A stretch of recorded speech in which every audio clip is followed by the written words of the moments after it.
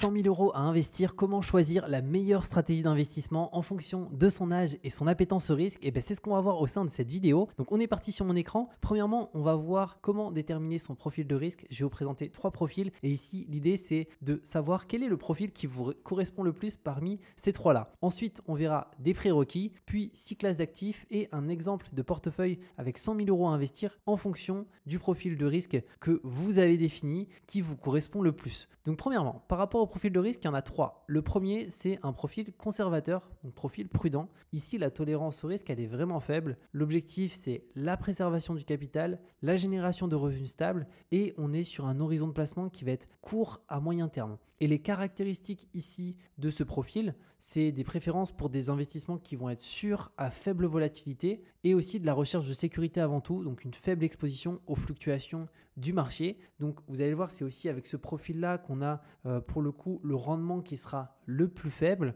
Mais d'un autre côté aussi, ça peut se comprendre d'être sur un profil comme ça si peut-être qu'on a un certain âge et on souhaite vraiment préserver son capital et qu'en fait on a déjà créé un patrimoine qui est conséquent, qui nous permet même de très très bien vivre, même avec des rendements qui vont être à 2-3%, etc.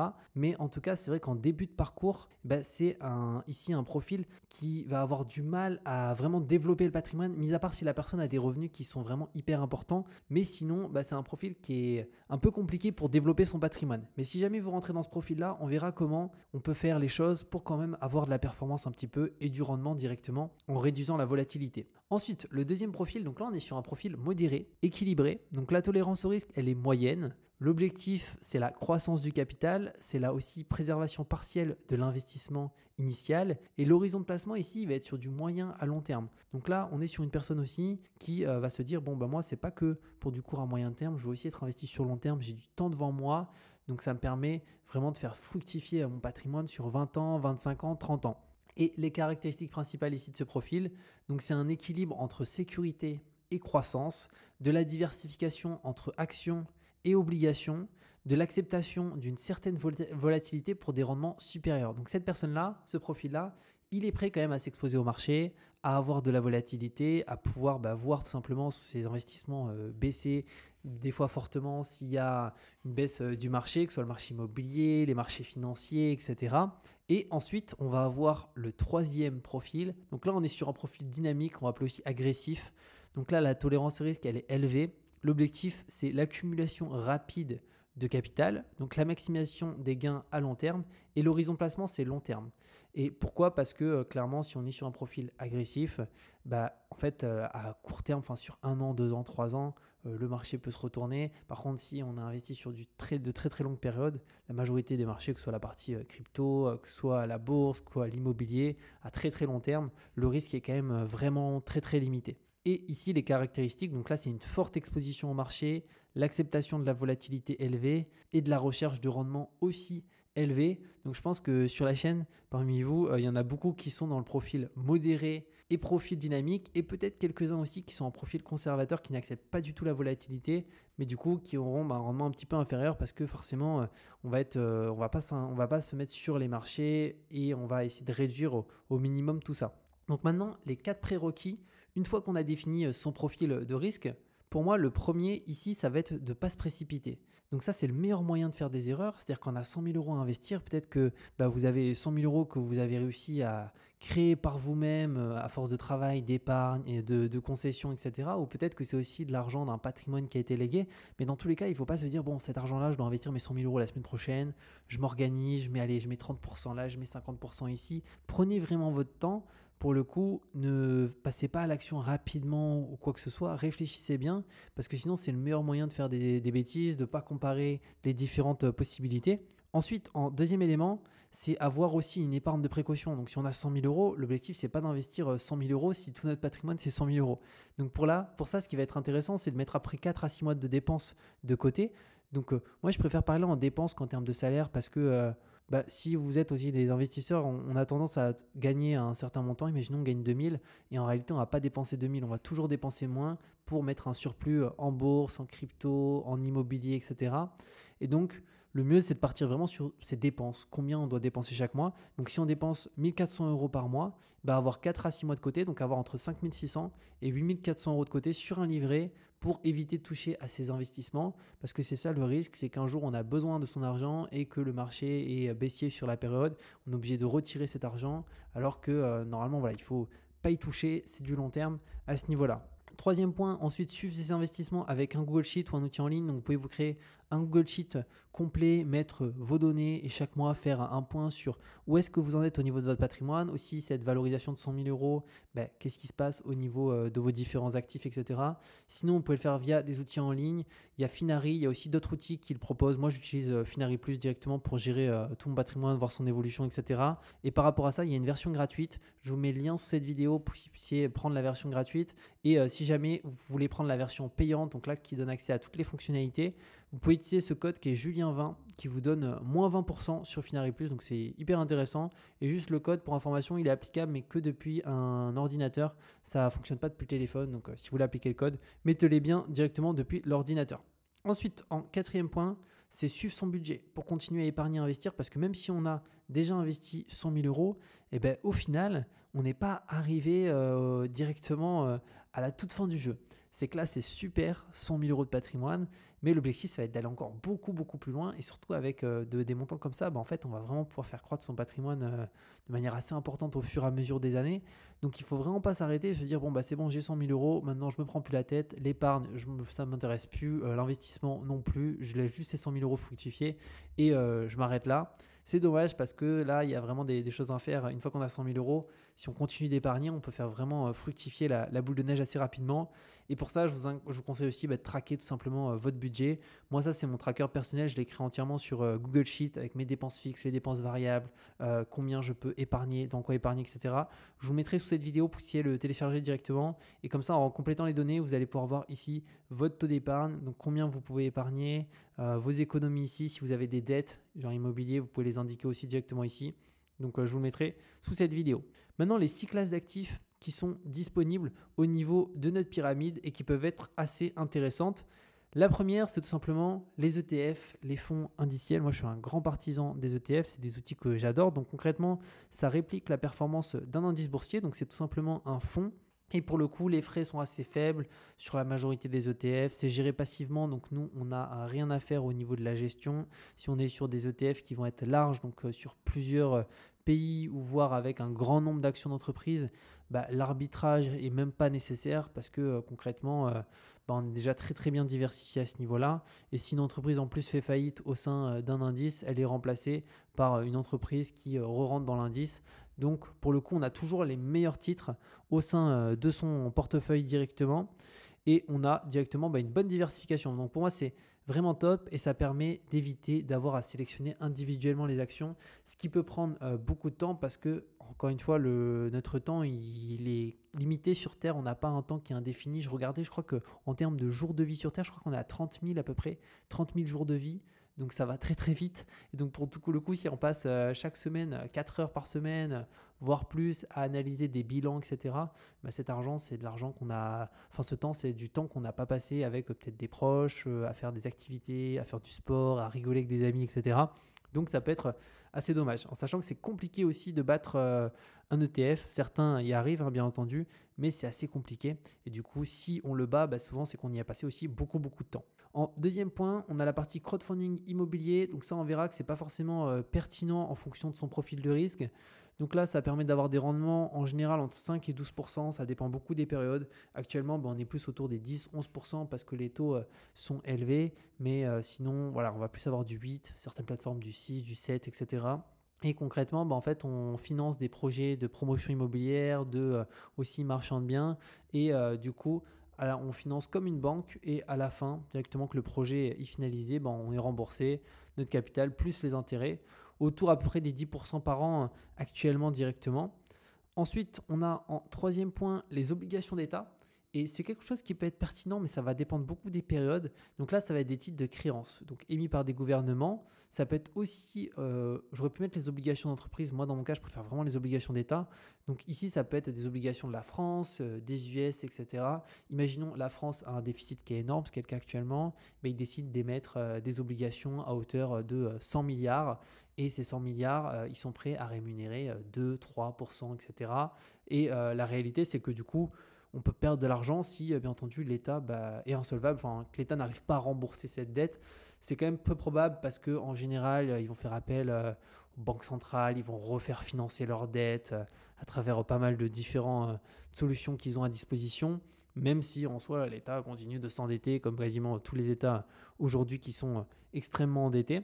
Et donc là, lorsqu'on achète des obligations, on prête son argent du coup à un État ici. Pour l'exemple ici aux US, donc les obligations du Trésor à 10 ans, alors ça bouge, hein, mais actuellement je crois qu'on est autour des 3,61%, donc ça peut fluctuer de jour en jour. Et pour les trésors à 30 ans, les obligations du Trésor, on est à 3,93. Donc pareil, à vérifier en temps réel pour obtenir le taux exact si vous voulez vérifier. Et où en acheter? Ça, il y a certains courtiers en ligne qui en proposent, d'autres qui n'en proposent pas. En courtier en ligne qui en propose, on a Charles Schwab, on a Trade Republic. Mais par contre, il me semble que Trade Republic, il n'y a pas d'obligation US à vérifier. Et après, on a Interactive Broker qui permettent aussi l'achat d'obligations directement. Donc, c'est pas tous les courtiers qui le permettent, mais certains le permettent. En quatrième point, on va avoir ici les actions à dividendes, donc j'ai décidé de rajouter. Donc actions à dividendes, donc là c'est des actions d'entreprise qui versent régulièrement une partie de leurs bénéfices aux actionnaires. Donc imaginons si on investit ici 1000 euros, on peut acheter des actions d'entreprise. Bon là j'ai mis des exemples vraiment connus, mais Coca-Cola, Johnson & Johnson, etc. Et ces entreprises vont nous verser un dividende, certains c'est chaque trimestre, chaque année, etc. Et par contre, il y a quand même un inconvénient ici au niveau des actions à dividendes, c'est qu'on peut se dire bon c'est des revenus passifs. En réalité, c'est juste un détachement de dividendes, donc c'est le prix de l'action baisse automatiquement quand le dividende est versé. Mais ça permet quand même d'avoir du coup un peu cette sensation que même si le marché baisse, concrètement on perçoit nos dividendes, donc ça peut être un peu rassurant pour certaines personnes. Le seul problème ici, c'est qu'au niveau de sa résidence fiscale, notamment si on est en France, actuellement c'est soumis à la flat tax, les dividendes. Alors si on est sur un PEA, non, c'est une enveloppe capitalisante, mais la majorité aujourd'hui des plus belles actions sont aux US. Et donc très souvent, pour s'exposer du coup au marché US, on est obligé pour les actions individuelles d'avoir un compte titre. Et donc on est à 30% de fiscalité sur le versement de dividendes. Donc ça réduit significativement le rendement net des dividendes et ça limite aussi la fructification des intérêts composés. C'est-à-dire que je perçois, imaginons 10 euros de dividendes, finalement je dois donner 3 euros à l'État. Et même si je veux réinvestir les 7 euros, je réinvestis 7 euros, mais finalement mon taux de réinvestissement il est 30% plus bas que si je serais sur une action qui ne verse pas de dividendes ou quelque chose de capitalisant directement. Donc ça à prendre en considération. Donc pour cette raison, les actions à dividendes, ça peut être moins attractif pour les investisseurs français à la recherche de croissance à long terme. Donc là, ça dépend beaucoup de la résidence fiscale. Je sais, pour l'exemple, à Maurice, ici, il y a pas mal d'expatriés qui directement ont des portefeuilles d'actions à dividendes, mais ici, ils payent 0% sur les dividendes. Donc ça ne les dérange pas. Je sais d'ailleurs, créateur de contenu, Roman Payet, lui, il a une stratégie à dividendes, mais à Maurice, c'est 0%. Donc au final, ce n'est pas forcément dérangeant, etc. Après, c'est aussi une stratégie au-delà de cette perte d'argent qui peut être significative lorsqu'on est en France, aussi souvent de passionnés qui aiment les actions à dividendes, etc. Donc ça peut se comprendre aussi. Des fois, on peut se dire, j'aurai un peu moins de rendement, mais d'un côté, ça me passionne, etc. En cinquième point, la partie crypto-monnaie. Donc là, les crypto-monnaies, ça a été la classe d'actifs la plus performante des 15 dernières années. Donc ça surpasse les actions, les obligations, l'immobilier, l'or, tout ce qu'on veut. Et pour le coup, une exposition aux crypto-monnaies, donc principalement Bitcoin ici en réalité, qui est vraiment la plus grosse crypto du marché. Ça peut être intéressant pour diversifier un portefeuille, surtout pour les investisseurs avec une tolérance au risque qui est élevée. Par contre, ici, les fluctuations de prix peuvent être assez importantes parce qu'il y a à peu près 1 an et demi, je crois que le Bitcoin était à 16 000 $. Actuellement, au moment où je tourne cette vidéo, je crois qu'on est à 63 000, 64 000. Donc, il a fait x4, mais il y avait aussi un moment où, lors du précédent bull run, il était à plus de 60 000, il est redescendu à 15. Donc voilà, il faut le prendre en considération. Mais à long terme, ça a été un actif qui a été extrêmement performant. On le verra que ça ne correspond pas à ici tous les profils de risque. Notamment le premier, le Bitcoin, faut oublier, c'est trop volatile pour le premier profil, même avec un très faible pourcentage. Si on sait que son profil de risque, on veut surtout pas de volatilité, autant ne pas s'y exposer vraiment du tout si on n'en veut pas du tout. En sixième point, c'est la SCPI, donc la Société de Civil de Placement Immobilier. Donc c'est quelque chose qui peut être aussi intéressant. Là par contre les rendements ils vont être plus faibles. On va être autour des 4 à 6% directement. Par contre le gros avantage c'est qu'on peut notamment faire du levier sur de la SCPI. Alors ça dépend encore une fois de où on habite, des relations avec sa banque, de son niveau de revenu, etc. Mais il est possible d'investir à travers du crédit bancaire sur de la SCPI. Donc ça permet des fois de se créer un patrimoine directement via ce levier-là. Et aussi, on a une bonne stratégie de diversification. C'est que là, si on compare au crowdfunding, on va vraiment investir non pas sur un projet où c'est un bien qui va être acheté revendu. Non, là, ça va être plein de bureaux, des magasins, des super U, ça va être des décathlons, des salles de sport, etc. Donc ça peut être vraiment plein de typologies d'actifs, bureaux, commerce, résidences, on va avoir des hôtels, on va avoir des casinos. Il y a énormément de choses. Et donc, du coup, ça crée une certaine stabilité. Et au-delà de ça, on n'est pas obligé de se limiter à la France. Voilà, on peut investir sur une SCPI qui est très, très diversifiée, où on a toute typologie de biens et on est sur, imaginons, 15 pays différents. Donc, ça crée vraiment quelque chose aussi qui diversifie le risque. Donc, moi, je trouve que la SCPI, c'est quelque chose qui peut être pas mal directement. Après, au niveau des rendements, effectivement, ce n'est pas les rendements les plus intéressants, parce que 4 à 6%, après, on enlève encore une partie de fiscalité. Donc, il nous reste pas grand-chose à ce niveau-là en fonction des SCPI. Après, il y a des SCPI à 7%, 8% quand même. J'en ai fait une vidéo, j'ai fait une vidéo sur mon top 5 des SCPI, notamment celles sur lesquelles je suis investi. Je vous invite à aller la voir sur la chaîne. Maintenant, on va avoir un exemple de portefeuille avec 100 000 euros à investir en fonction du profil de risque. Donc, bien entendu, ce n'est pas du conseil en investissement. Je vous partagerai juste si je serais sur un des profils, qu'est-ce que je ferais personnellement. Après, à vous de faire vos propres recherches, de regarder ce qui vous correspond le plus, etc. Donc le profil conservateur prudent, alors là c'est assez simple, on part sur 60% d'obligations et de l'immobilier avec de la SCPI, du bien locatif. Alors bien entendu, il peut y avoir de la volatilité, un bien locatif, la valeur du bien peut descendre, la SCPI aussi, les obligations, on peut avoir aussi un État qui fait faillite. Mais encore une fois, le but c'est d'avoir un minimum de rendement. Donc si malheureusement on n'est pas prêt à se mettre sur ces actifs-là, on va pouvoir juste mettre peut-être un livret A, le plafonner et après, malheureusement, on ne pourra pas vraiment mettre son argent ailleurs. Si on pourra la mettre sur un fonds euro, mais le fonds euro de manière générale rémunère moins ici que des obligations US ou autres. Donc ça va dépendre, mais moi je trouve que c'est peut-être une bonne répartition pour un profil conservateur, se servir du levier finalement, c'est-à-dire vu qu'il ne va pas investir sur des actifs qui vont avoir une très belle croissance, que ce soit la bourse ou autre, là, autant qu'il se sert du levier de la banque au maximum pour développer ce patrimoine parce que c'est quand même une super bonne solution aujourd'hui pour lever de la dette, pour du bien locatif, potentiellement aussi de la SCPI et à côté garder une grosse partie ici concrètement en cash qui va lui rémunérer un certain pourcentage, ce qui lui permet d'avoir un risque quand même qui est assez limité vraiment sur le long terme. La volatilité sera assez faible et surtout la volatilité, ce qui est bien, c'est que ce soit sur la partie bien locatif et SCPI, c'est un petit peu différent, notamment sur la partie immobilier locatif. Il ne va pas l'avoir en temps réel en fait, parce que c'est pas, il va passer devant l'appartement qu'il a acheté. Ah tiens, il est à 60 000, là il est à 53, là il est à 67, etc. Donc il va s'en rendre compte que s'il va sur meilleur agent ou s'il fait une estimation à chaque année. Donc ça va pas être comme sur les marchés où il ouvre son portefeuille directement, il voit qu'il s'est pris un moins 5% ou un plus 7%, etc. Ensuite, on a le profil modéré équilibré. Ça correspond à pas mal de personnes. Donc là, il y a un petit peu plus de classes d'actifs. Donc premièrement, on a de la bourse à 40% au niveau des 100 000 euros à investir. Donc là, ça peut être encore une fois une stratégie ETF ou sinon ça peut être aussi une stratégie action et dividende. Ça va dépendre vraiment de ce que vous souhaitez, du temps que vous souhaitez y consacrer aussi, de votre résidence fiscale, notamment pour limiter tout simplement l'imposition qui va freiner beaucoup la rapidité à laquelle vous allez pouvoir faire fructifier ce patrimoine. Après, on a les obligations, 25% juste ici d'obligations. L'immobilier locatif, donc avec du 20%, aussi de la SCPI dedans, pourquoi pas.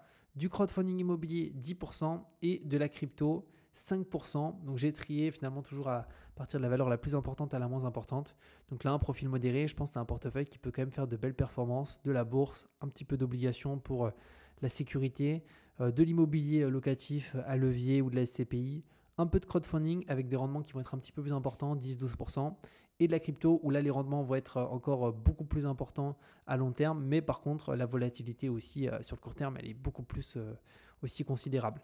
Et ensuite on finit par un profil dynamique, donc agressif. J'ai pas mis de profil ultra agressif tout en bas, c'est-à-dire un profil qui est prêt vraiment à prendre tous les risques possibles et même potentiellement perdre la totalité de son capital. Le but c'est d'être sur des profils qui sont quand même, qui ont une vision long terme et qui sont prêts à prendre des risques, mais l'objectif, c'est pas de cramer son argent qu'on a gagné, etc. Donc là, un profil dynamique, donc action, pareil, ETF diversifié ici, 75%. Donc là, sur les 100 000 euros, c'est une très très grosse partie, hein. On est d'accord, mais d'un côté, sur le long terme, c'est ce qui performe le mieux aussi à ce niveau-là. La partie crypto, 15%, donc il y a aussi une très grosse partie en crypto-monnaie. Donc là, il faut savoir que sur un profil dynamique, il y a une grosse volatilité. Et en crowdfunding, on rajoute 10% ici de crowdfunding. Donc là, avec aussi des taux qui vont être intéressants. Donc en termes de performance, clairement, il y a de fortes chances que ce portefeuille-là surperforme sur le long terme. Celui-ci surperforme aussi le profil conservateur. Par contre, toujours pareil, ici, la volatilité, elle va aussi monter crescendo. Donc ça va dépendre aussi de ce que vous souhaitez à ce niveau-là. Donc voilà par rapport à cette vidéo sur comment investir 100 000 euros en fonction de son âge, son appétence au risque. J'espère que ça vous a permis d'avoir des idées à ce niveau-là. Si vous avez cette chance d'avoir 100 000 euros à investir ou vous réfléchissez à qu'est-ce que vous ferez de 100 000 euros, n'hésitez pas à partager dans les commentaires d'ailleurs qu'est-ce que vous ferez si vous avez 100 000 euros à investir. Et comme j'ai dit, je vous mets les liens de cette vidéo, notamment pour Finari si vous souhaitez ouvrir un compte gratuit ou même un compte payant. Vous pouvez utiliser le code promo que j'ai, que je vous mettrai sous la vidéo, qui vous permet d'avoir moins 20%, et aussi mon tableau de budget que vous pouvez télécharger pour vraiment mieux gérer vos finances, tout structurer pour maximiser votre taux d'épargne. Et on se retrouve très bientôt pour de nouvelles vidéos.